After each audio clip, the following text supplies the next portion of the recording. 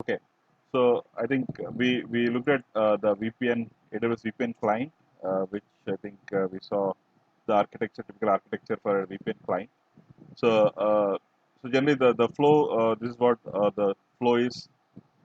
Once in AWS VPN, we typically go to the AWS console and create a configure a VPN client endpoint. Again, it is an endpoint at the end, so it is just an IP address. So once you create configure that, we just need to associate the subnets to this endpoint.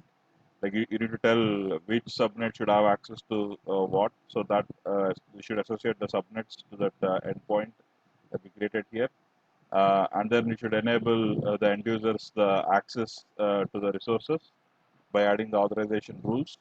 So these rules will primarily tell like this end user should have access to which resources. So that's where this IAM also will come into picture, where you need to tell the security aspect like authentication and authorization. I mean, primarily authorization stuff is what you should provide here. Once that is done, then yeah, it's enable. You will probably enable the connectivity to other networks by adding the rules and routes. So this, like what public subnets and this user ID should have connectivity to, and what should be enabled, what should be disabled. So all those connectivity details and all will be like it will be adding as a rules, and primarily these rules all will be in the firewall routes, right? So that once you provide that, I think, and then after that, the typical process, you download all the settings from AWS, and then you will install the any typical free VPN client. So this is one-time download. Once you download that, then you will install that. You give that as input to any of the free VPN client that you have. So that way it can understand your connectivity details, and then your user will enter his corporate login credentials, and then he will connect to the network over VPN. So that's the typical process. But it's for end user, it is just he will get the user ID, password, and this all will be done generally by the administrator till this point. I mean, all till this point is all uh, done by the administrator. But once that is done, yeah, for end user, it is just some. He need to know what is his user ID, password, and the VPN connectivity details. So that's all. So that if that is there, yeah, he can be connected, and the authentication authorization as per whatever the rules that were configured will be automatically applied. So this guy should have access to VPN-A, the VPC-A. He will have access to only to VPC-A. That will be defined in the rule that is provided here, for example. So that's how it works. So let's quickly see the screens on the AWS side.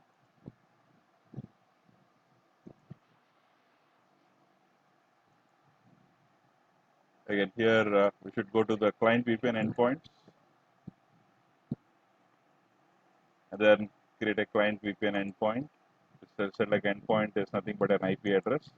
So he will provide what should be the IPv4 address, and also what should be the authentication mechanism.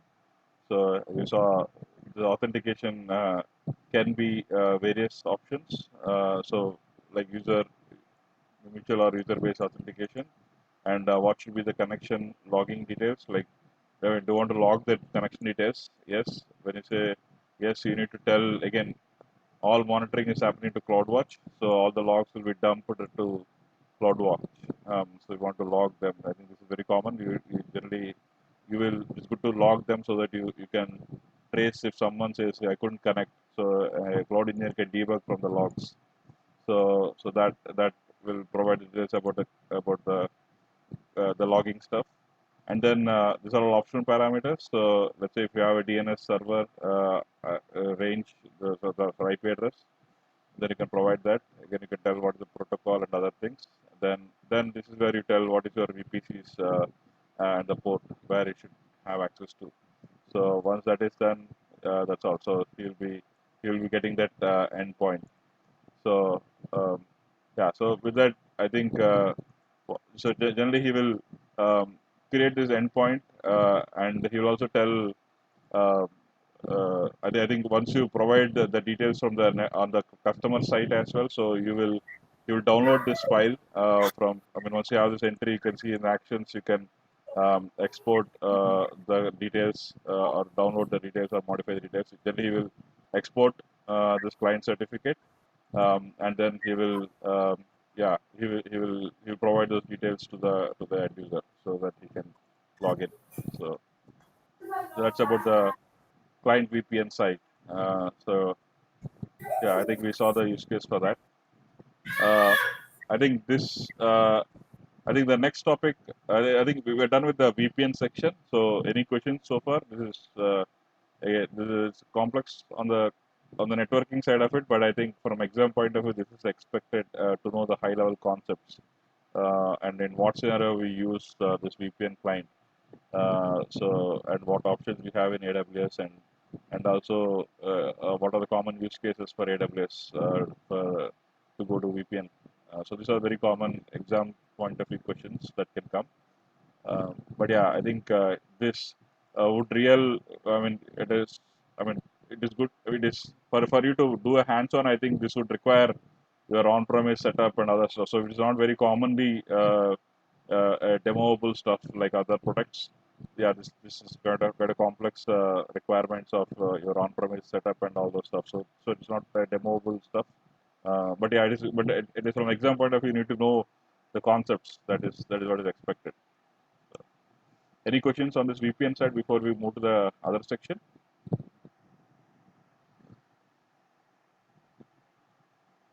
Okay, let's move on to the next section, which is transit gateway.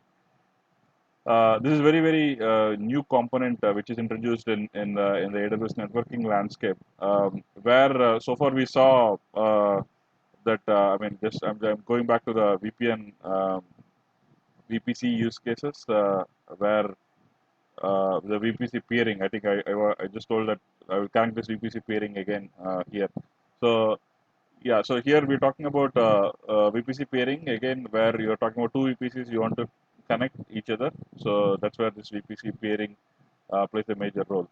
Um, but imagine a scenario where your company is growing uh, globally, and you have uh, lots and lots of VPCs are there, and they also have a data center as well, and you have let's say 1,000 VPCs are there, for example, and let's say you have different sites, data centers are in different sites. You're a global company, so for such use cases where you're not talking about two, we're talking about thousands here. So so then the networking is becoming more complex. So let's try to understand what are the common problems that will happen in that the complex use case where the company is growing. It's a global company and it has a lot of VPC connections and they're growing very heavily. So in that case, um, so your complexities is are these. I mean, I think we just discussed about scenario where imagine your company is growing up, and then you need to interconnect with many VPCs across the world and across the regions, and you also need to connect to your on-premise networks. It's not just one site; there are multiple sites. There are hundreds of sites because you're a global company. So that is a scenario. So then your common challenges that will come are typically your VPC peering.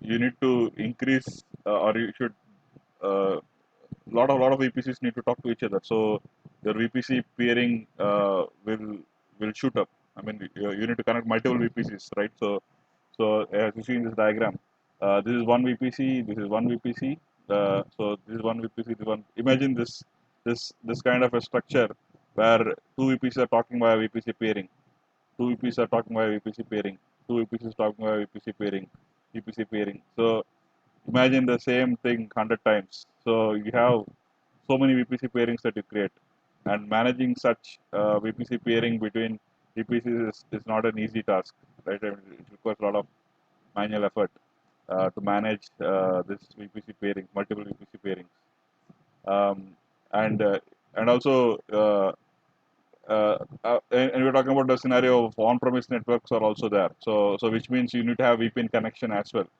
because you have an on-premise setup. Again, on this is the customer gateway. Uh, so I'm just going back here. The customer gateway that we saw here, the customer gateway. So this is an on-premise area. So you have a customer gateway here. So and you need a VPN connection to talk to here. So that's where I'm just on bring up this customer gateway. That's what this diagram, this customer gateway. So this customer gateway now requires a VPN connection, and this VPN connection using which it talks to VPC. Similarly, same to this VPC, because the other end of VPC is a VP. I mean, other end of a virtual VPC, sorry, other end of a VPN connection is generally a VPC. On the other side is a customer gateway. So again, this customer gateway want to talk to this VPC. Yeah, then there's another VPN. So likewise, this VPN connections also will grow because you also have a on-premise setup. So we're talking about the combination of both, where we have VPCs across, and there are many VPCs are there, and they are connected via VPC pairing. And you also have an on-premise setup on the left-hand side, where your on-premise want to talk to this VPCs via VPN connection. So yeah, this is understanding the problem, right? So we're talking about the management is not easy, and also we need to have a proper monitoring and management of routing configurations. All this stuff will take a lot of time. So these are the common challenges when you're growing up and your company is global and you have an on-premise setup and a lot of VPCs. So also to quote some numbers, so the typical formula that is used to identify how many VPC pairing connections are required to connect n VPCs. It could be two, or I mean this n can be anything. Let's assume that it is 10. Let's see how many VPC pairings are required. I mean, I'm talking about this one. There are two VPC pairings, you need one, right? So if there are 10 VPC pairings, if there are 10 VPCs, how many VPC connections you need? The formula is n into n minus 1 by 2. So you have 10 VPCs, so VPC pairing connections will be 45.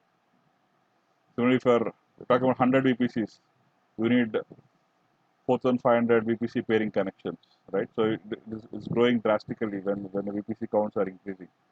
So that is a problem where that is addressed with transit gateway.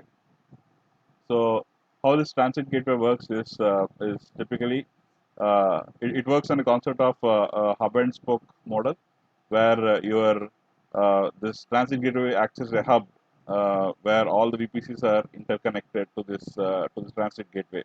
So one point where if you make change, uh, I mean your customer gateway will have only one VPN connection talking to one transit gateway, and this transit gateway is on AWS side. So unlike if you see here, we have three. Well, just to talk, considering just three VPCs, we have dedicated VPN connection, three VPN connections. But instead of that, we have only one VPN connection. But sorry, this one guy is talking to all the VPCs. So this guy is acting as a hub, and all these guys are spokes who are connected to this hub. So that is a model. That's what is called transit gateways. So with that, what you get is uh, you have you have to create and manage only single connection. So you just need to manage a single connection on the customer side. You just need to manage with one VPN connection to the transit gateway. But on the AWS side, you have many connections that you need to make to this transit gateway. But to the external world, it's just one. So that way, you're limiting on the VPC connection parameters. Uh, okay. So and then yeah. So basically, the concept is that transit gateway acts as a hub that controls how traffic is routed among all the various networks, and yeah, acts as like all these VPCs act as a spoke where they get instructions from the hub.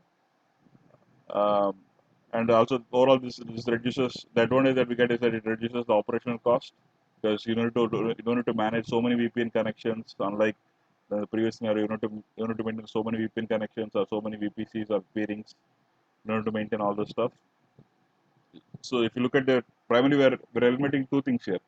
One is the VPC pairing between two VPCs, because in this model we don't have any VPC pairing. So we're completely moving away from VPC peering. The transit gateway is doing the job for you. And then also we are eliminating multiple VPN connections as well. So that is also eliminated. At least you have only one for it. So I mean, it is again one for one site. So it's not so at least the count is drastically reduced. But yeah, so you have only limited at least to manage. And any new VPC is simply connected to transit gateway, and then it is automatically available to all the other stuff. If you want to make any connection, you just come here, give the details, so it will talk to the respective VPC and do the connection for you. Right. So again, it internally uses private network. Again, it's all not through public internet. It is all private. So it's VPN, so it is private connection. And again, the scalability aspect is also applicable here. So if you are growing, then you can also grow this gateway. So the advantage is if you look at primarily the improved security because traffic is not exposed over the internet. Here as well, it's all private, and all these communications are also private. So that way, you're not exposing to the public internet. So that way it reduces your common threat vectors like DDoS attacks and SQL injection attack, cross-site scripting, cross-site forgery stuff, all this authentication stuff. So all this typical the attacks without proper security. So all these things you can at least reduce or minimize as much as possible because you're not exposed to the public internet. And also easier connectivity. So yeah, we saw. So it simplifies all your interconnections between VPCs, and also this multicast. This is very important where it also provides a multicast feature where imagine a scenario where you want to quickly distribute the same content to multiple destinations. Let's say, sorry, on your customer side, if there is some data that is coming in, so you want to publish it to multiple servers or there are multiple subscribers who are listening on this data. So this transit gateway has an option to do a multicast where you can tell where the data is coming. You can form rules like this, like you can tell the data is coming from this VPC. You can push this data to customer gateway 1, 2, 3, like this. You can do that. So you can do this multicast option that is also available in this transit gateway.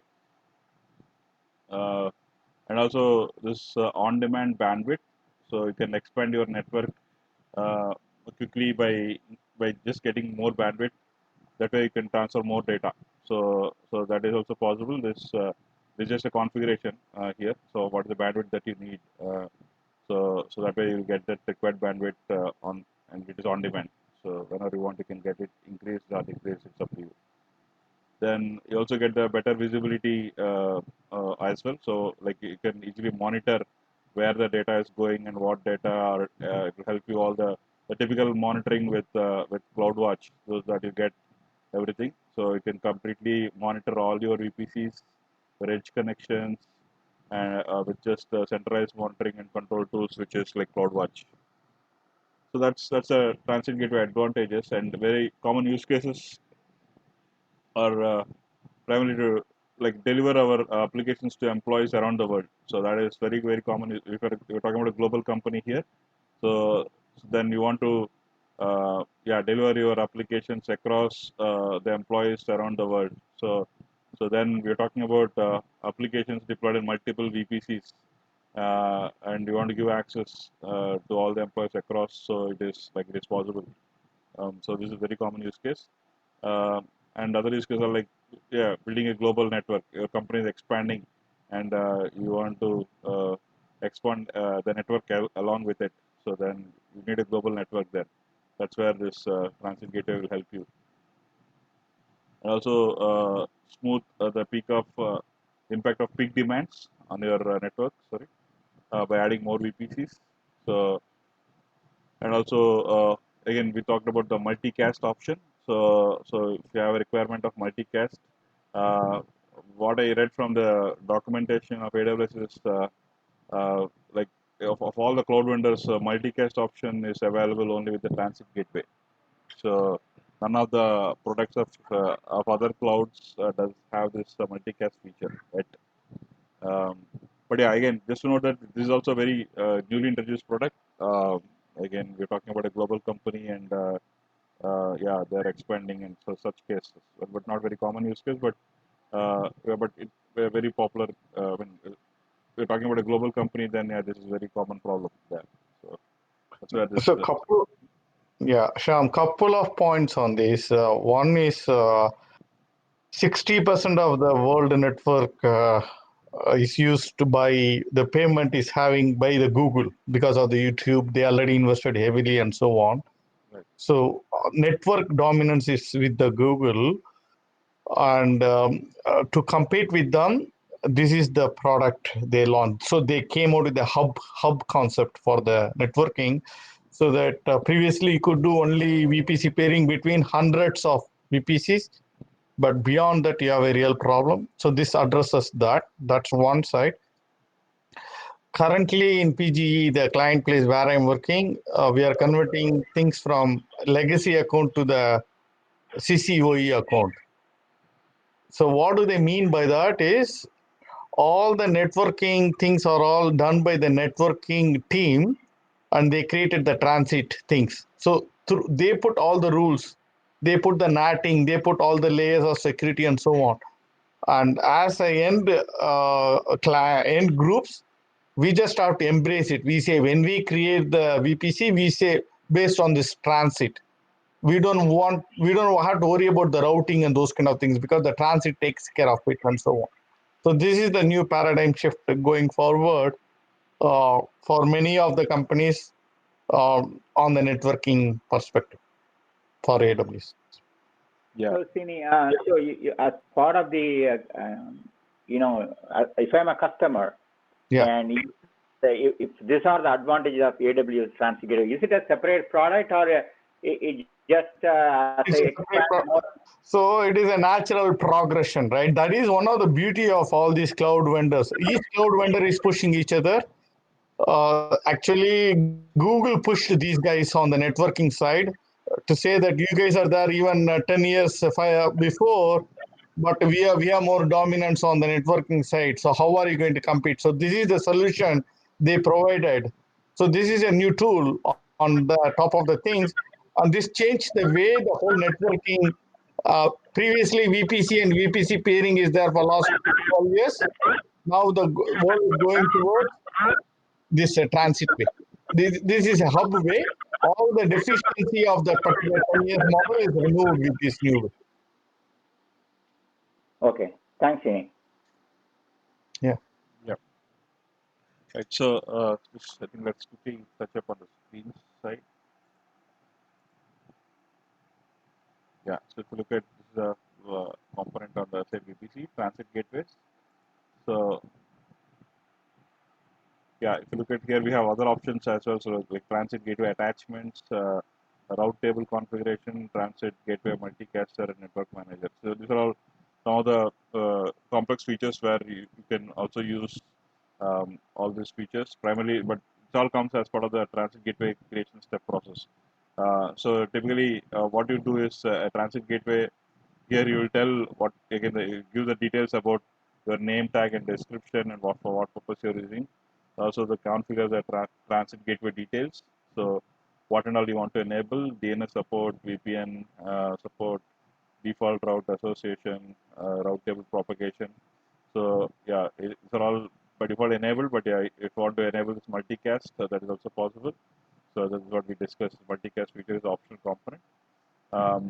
Again, on the this also provide the options for the cross account. For example, if you want to share the data across accounts, then you should give auto accept the attachments across accounts. So you should enable it so that way you don't need to go to individual accounts and enable it. So it is by default accepted as across accounts if you have any connectivities.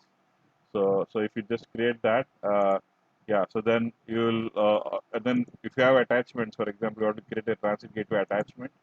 So here, once you create transit gateway, you get a transit gateway ID, so which will come in the drop down. So based on that, you need to tell this is what the various attachment types that you have. VPC or a VPN or a pairing connection. These are the three common attachment types we can provide. As you saw, these are the three options that we have in a typical scenario, right? So VPN, a VPC, or a cloud connect direct gateway. These are three combinations that we have, and the pairing connection as well. So yeah, these are the options that you have. So and you can, if it is also across accounts, that also you can provide. So if you have a different account, so I mean, you're talking about multiple AWS accounts, so then you can provide other accounts and provide the details of the pairing connection. I think we saw this in the pairing connection screen as well, wherein when you create a pairing connection, you can pair across the VPCs across regions.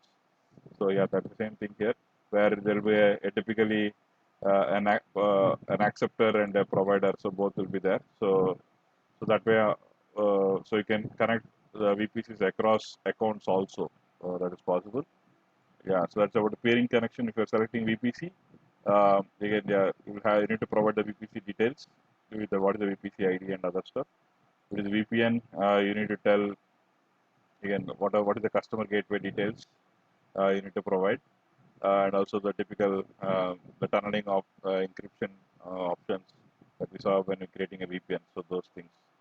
I think these are all whatever options are all in the respective screens. I mean, pairing connections, we saw all these things. VPN connections, we saw all these things. So it's the same stuff which is coming here. Based on the attachment type, you need to provide that. So yeah, once that is done, yeah, primarily the route tables. So this is where you will tell what should be the transit gateway ID route, and then you will use the route when especially in order to do a multicast, you will provide all the route details here, and then the network manager is primary to help you to manage all these transit gateways. Primarily, it will centrally manage your data across the global network. So here you can create a global network where you generally, yeah, this is what I was referring about, the global network where AWS has its own network across the various accounts. So you can create a global network for your requirement. So that way you get the complete AWS network that is laid across. So you get access to that, and then you can specifically tell which network you want to send data across. So your on-premise setup.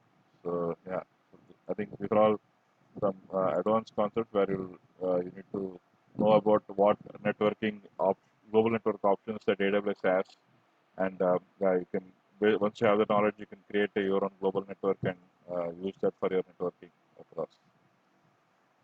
Yeah, so that's the summary of primarily the combination transit gateway options. So what? Yeah, I think any questions here before I think we are logically break here. I think we are already with 2 hours we completed. So I think the future areas which I want to cover are Route 53, API gateway, Elastic Load Balancer, CloudFront, App Mesh, Global Accelerator. So with this, I think we'll be covering our networking area completely. And whatever we saw is all part of VPC so far. I mean, we saw even Transit Gateway is also part of the VPC. I mean, it's all the parent is VPC, but these are also individual products, but they all come under the parent VPC. So, but yeah, these are all outside VPC. For example, these are all like they're like 80% networking and 20% into other domains. So that kind of a category. So it's not completely networking, but come under 80% networking category. So so that kind of a tooling. So far, I think we can say that VPC is done with this. But yeah, I think in the next session we'll cover the uh, more other products which are outside VPC. Okay. Yeah, I think it's a good time. Right. Okay. Yeah. Yeah. Thanks, Shyam. Thanks. Yeah, appreciate it. Thank you, guys. Yeah. Bye-bye. Thank you. Marathon 2 hours. Thank you for taking so much of effort. Thanks, Shyam. Thank you. Thanks, everyone. So one question, Shyam. Yeah. Is this slide made by you or is it something out of AWS course itself? No, I made it. I mean, these are all Okay. references from Oh, multiple sections actually. I mean, that's why you see every day I'm adding more content to this. It's all, I mean, nothing. I mean, of course, I refer a lot of AWS content, but this is a summary of that, so it's my own content. So, yeah. This itself will be like a huge effort, right? Like I don't know how many hours you are spending, but that's like great. Actually, you can start a AWS course online on Udemy. Courtesy of Great. Corona, man. yeah. I think I spend at least. I mean, every day half. I mean, not every day, but at least alternative days at least in a week. So I spend half an hour to 1 hour. So just to go through the documentation, understand it, practice it. So these are all some areas which are even new to me. So I'm not worked on this stuff. So, but I think it is that way when I have to teach something, that way I'm under pressure to read also and then learn more about it. So that's how I'm doing. Great, man. Great. Yeah. Great effort. Okay. Okay. Thanks a lot. Thanks for your time. Yeah. Hope your recording is there, right? This time? Yes, I think so. Yeah. Stop it and tell me if it's okay, so that I don't have to save it. I think whatever.